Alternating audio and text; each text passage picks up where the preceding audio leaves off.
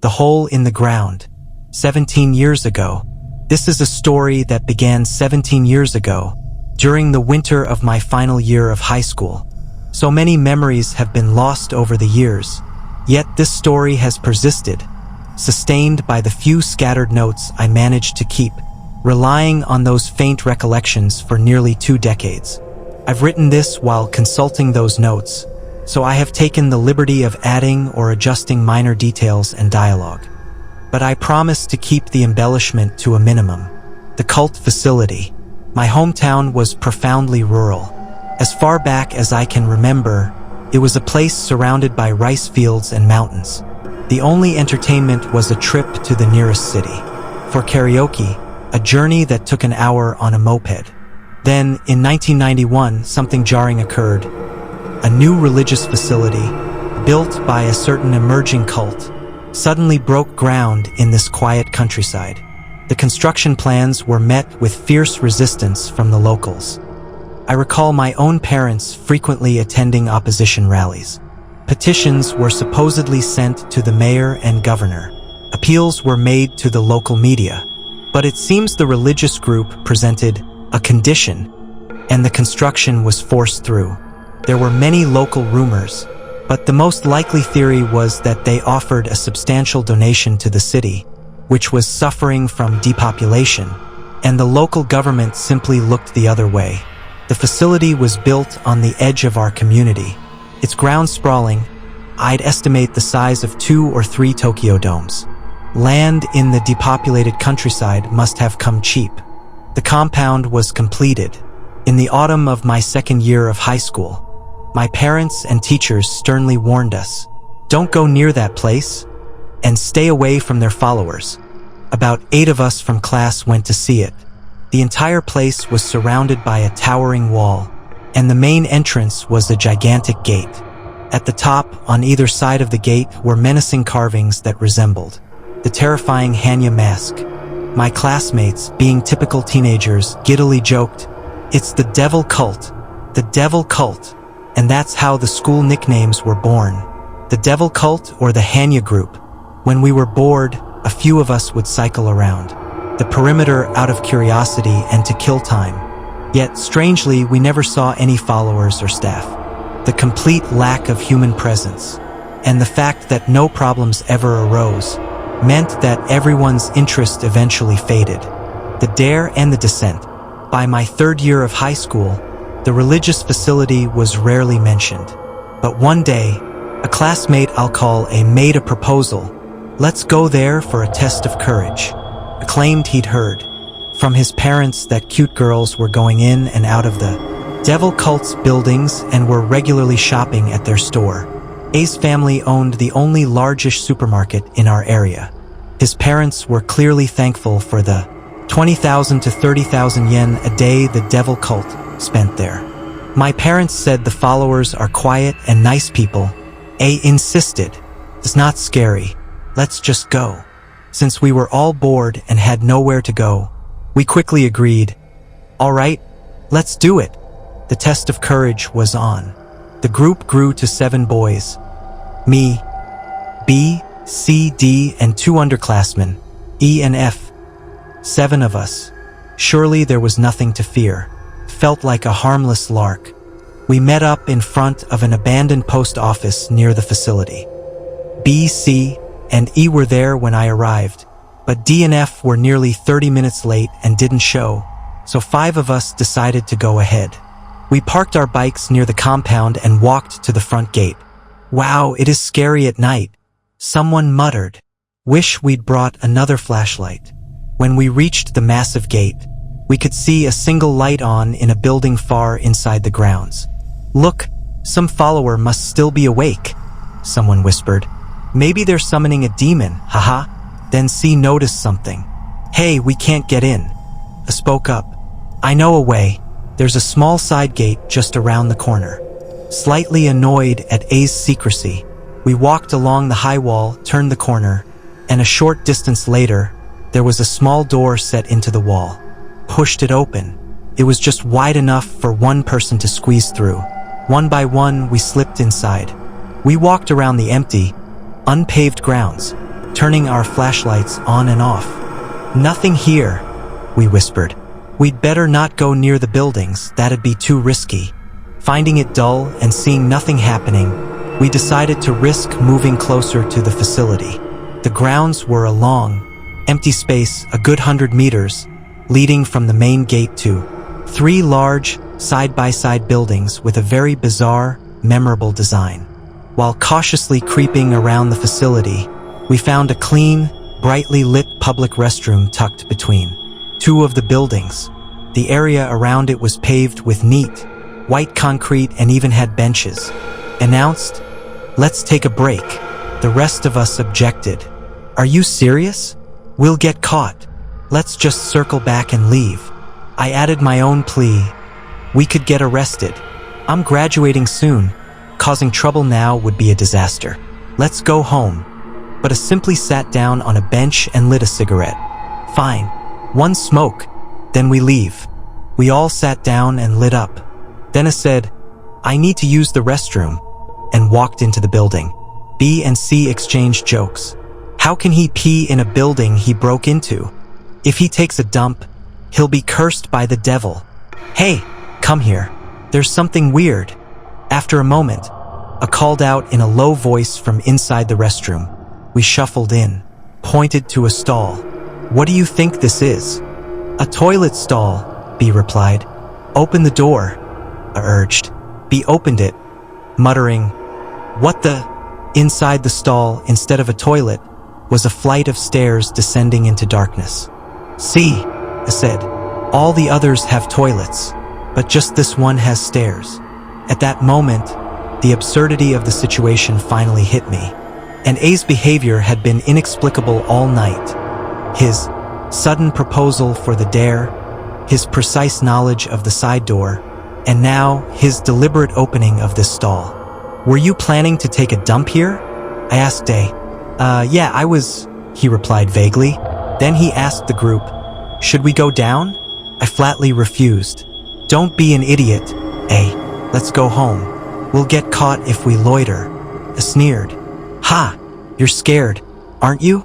Scared of just walking down a few steps?"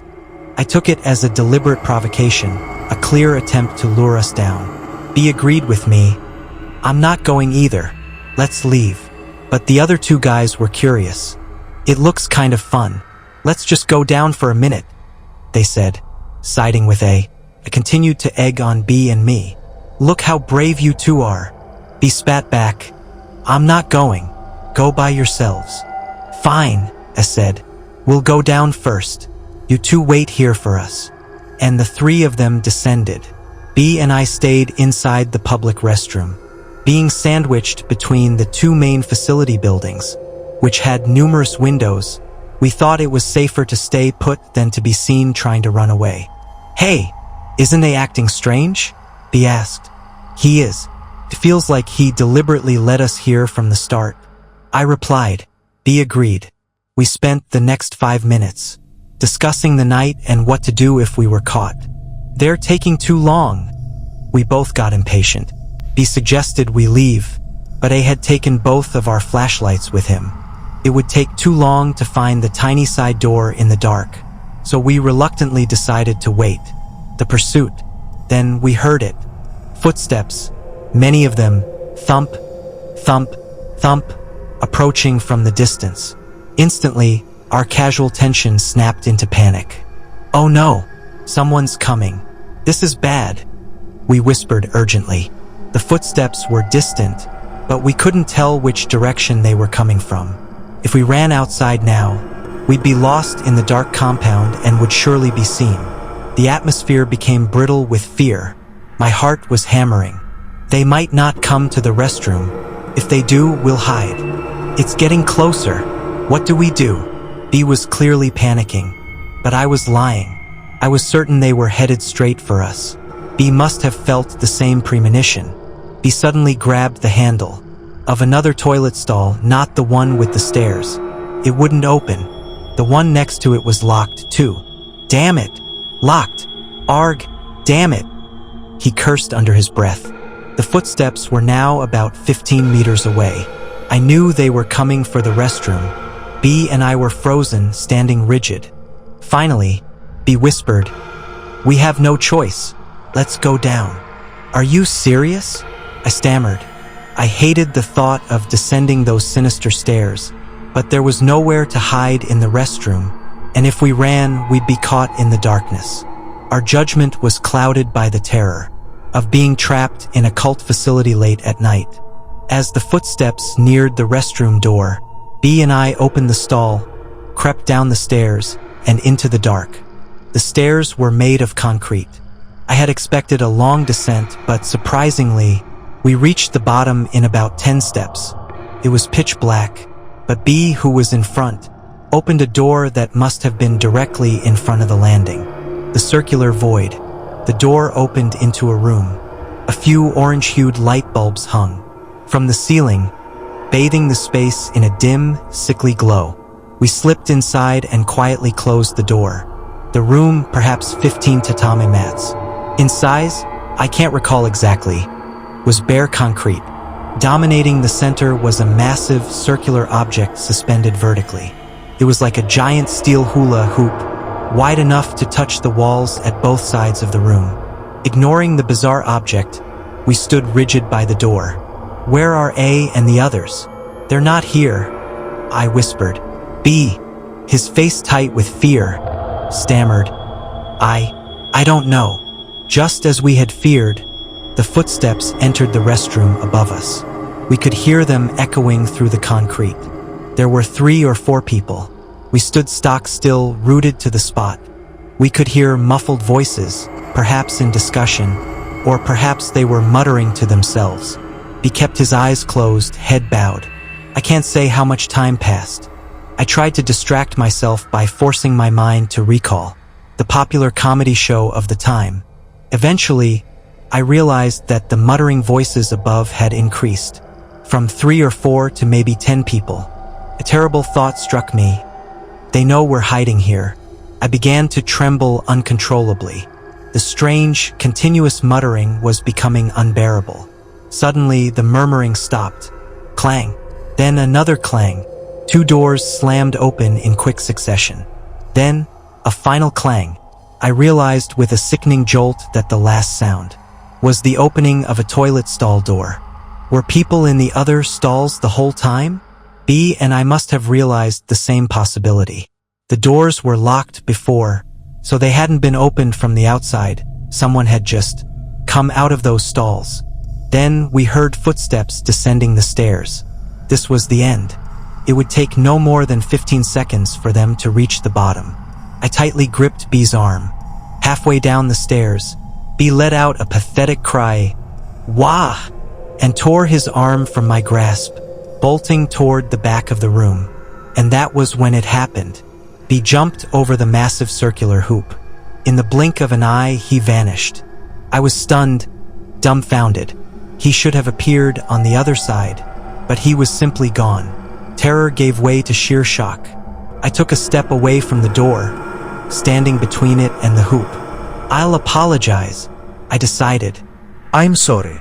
"We shouldn't have come in. We are truly sorry." The door slowly creaked open. A head poked through the narrow gap, deliberately, coyly, the crowned elder and the void.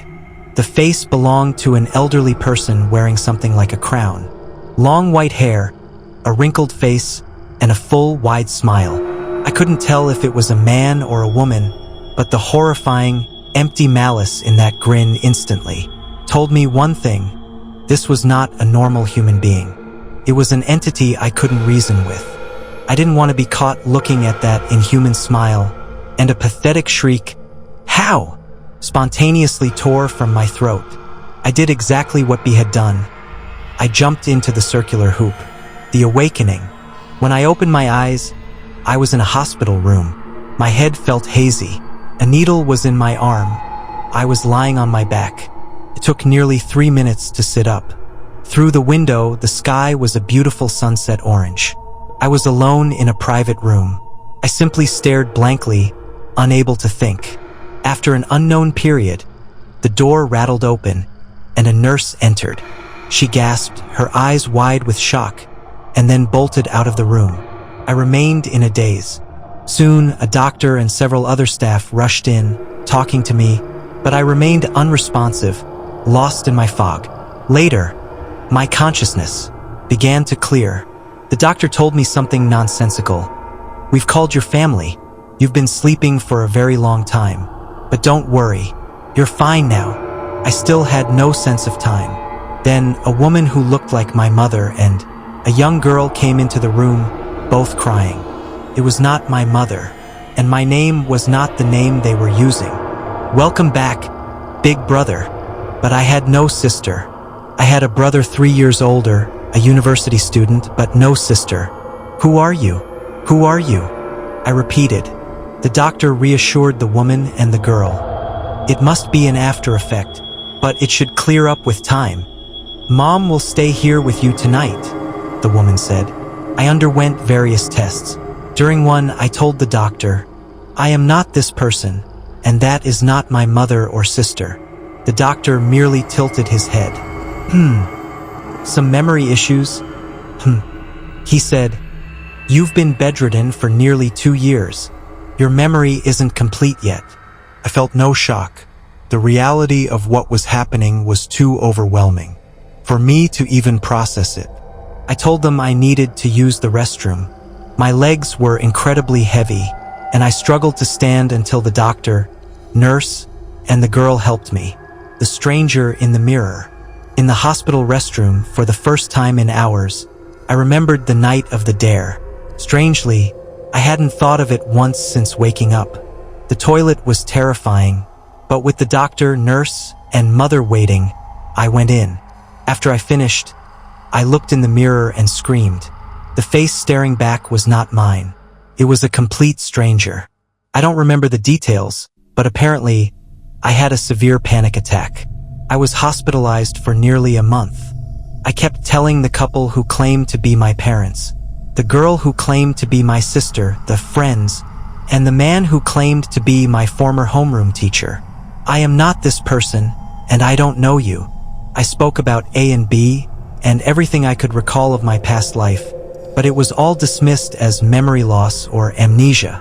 I was told that A, B, and everyone else I mentioned simply did not exist. Yet, everyone treated me with immense kindness.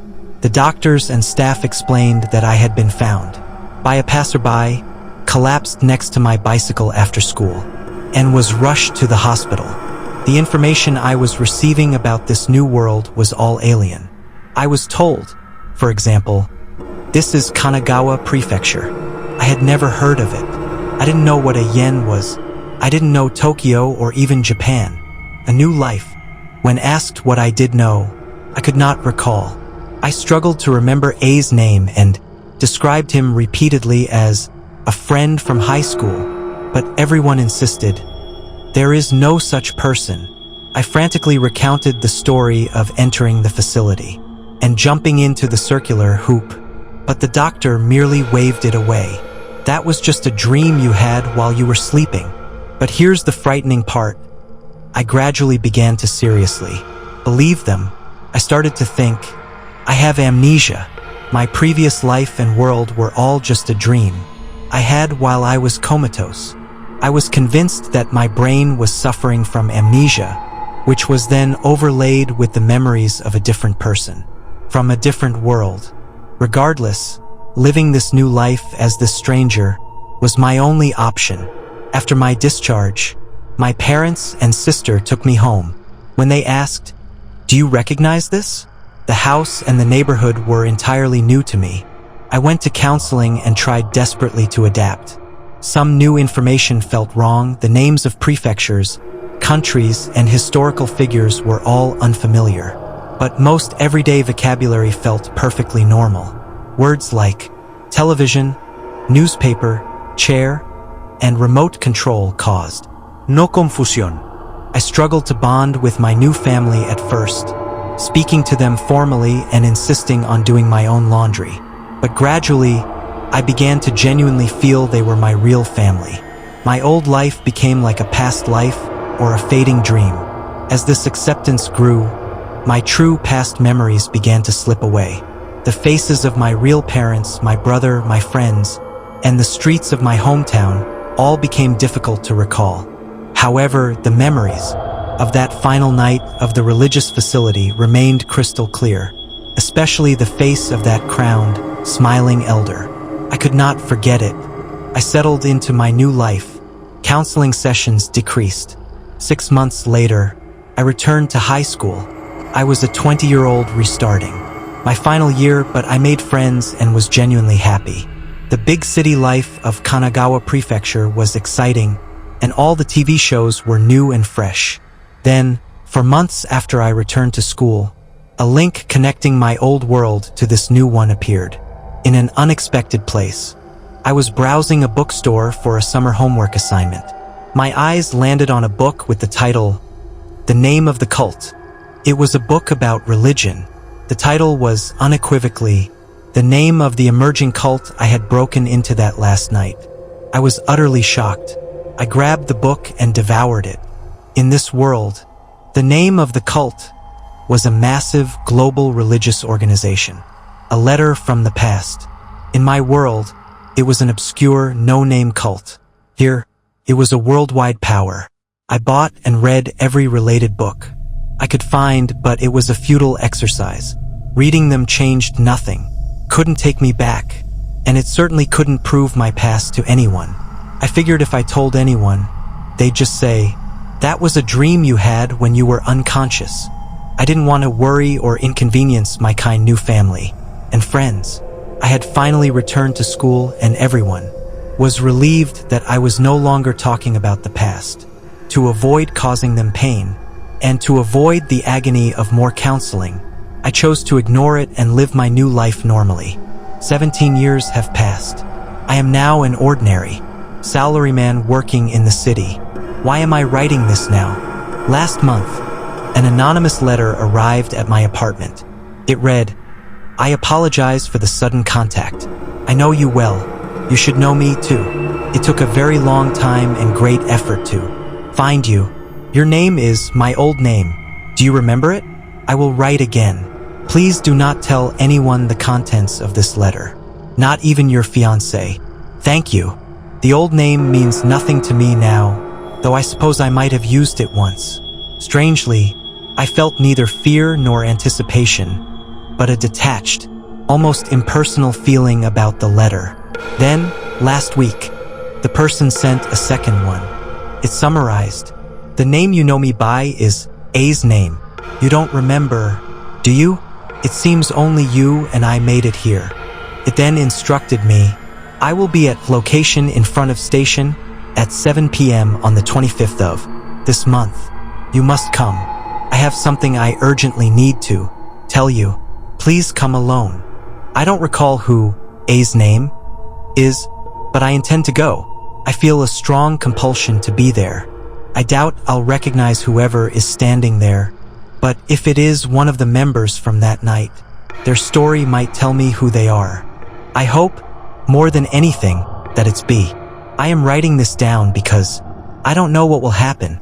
I plan to leave a similar account for my fiancé and the only family member I have left, my sister. Thank you for reading this long account.